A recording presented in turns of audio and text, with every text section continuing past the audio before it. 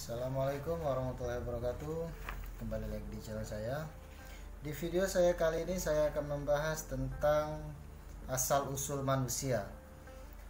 Nah, yang kita bahas tentang video kali ini asal usul manusia menurut ajaran Islam serta menurut ahli. Sebelum kita lanjut ke videonya, jangan lupa like and share dan jangan lupa subscribe ya. Oke. Di sini kita bahas yang pertama yaitu menurut ajaran Islam. Ajaran Islam pada surah Al-Hijj ayat 28 dan 29. Asal usul manusia adalah ketika Allah berfirman,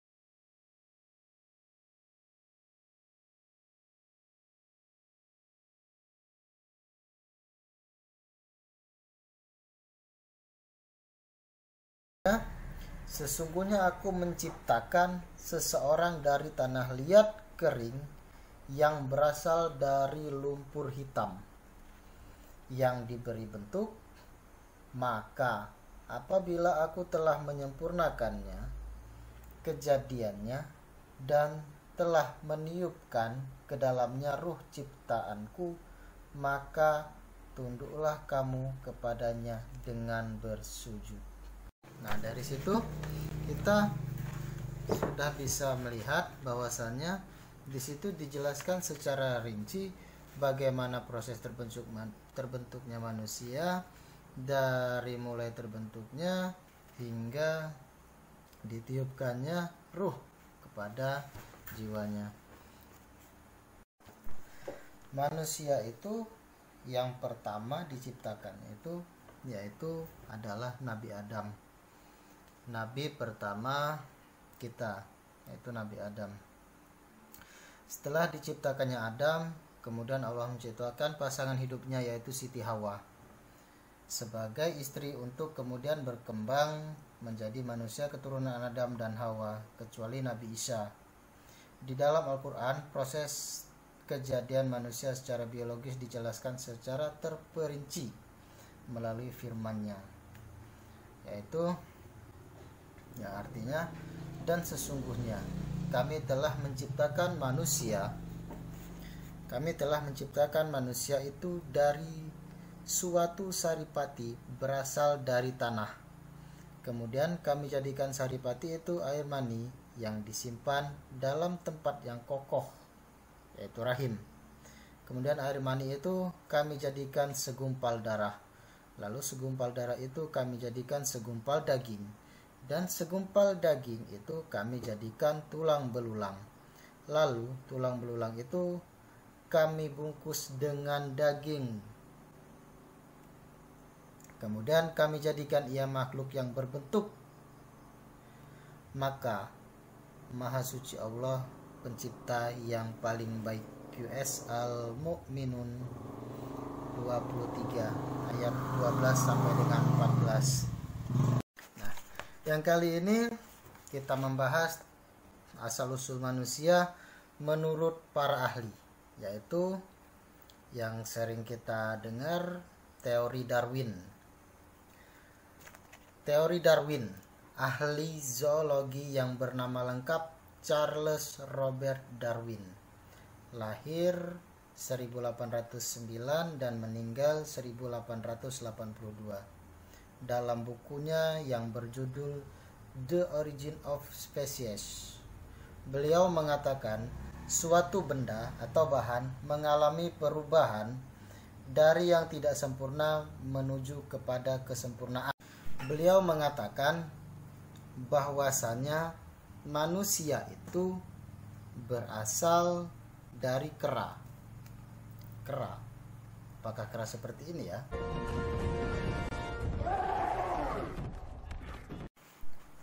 Nah, dari makhluk kera sejenis yang sederhana kemudian berkembang menjadi hewan kera tingkat tinggi sampai akhirnya menjadi manusia.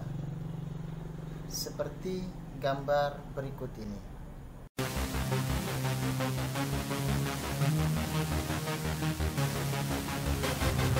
Makhluk yang tertua yang ditemukan oleh beliau, oleh Bapak Charles Robert Darwin, itu adalah Australopithecus yang diperkirakan umurnya itu antara 350.000 sampai dengan 1 juta tahun, dengan ukuran otaknya sekitar 450 sampai dengan 1450 cm kubik.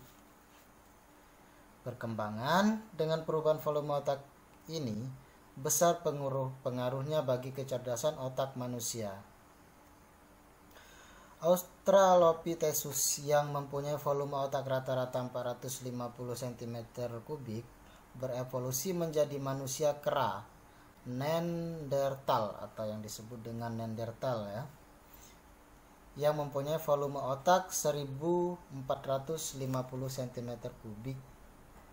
Dari penelitian ini diperkirakan dalam waktu antara 400 sampai 500 tahun volume otak itu bertambah 1000 cm kubik.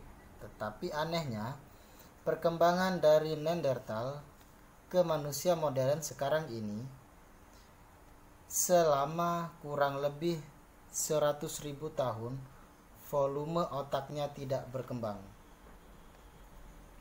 Teori ini tidak mengemukakan alasannya. Hal ini diantaranya merupakan kelemahan teori yang dikemukakan oleh Charles Robert Darwin. Tidak ada titik temu antara teori.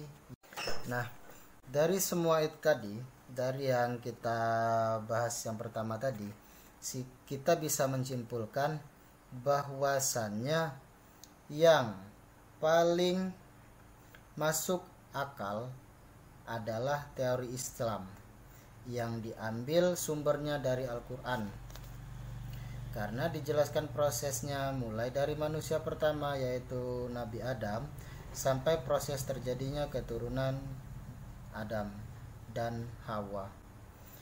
Teman, itulah tadi video dari saya. Kurang lebihnya saya mohon maaf apabila ada kekurangannya dari video saya. Saya memohon untuk komentar yang membangun, jangan dibully karena saya masih belajar. Oke, jangan lupa like, comment, and subscribe. Apabila video ini bermanfaat, tolong di share ya. Oke, assalamualaikum.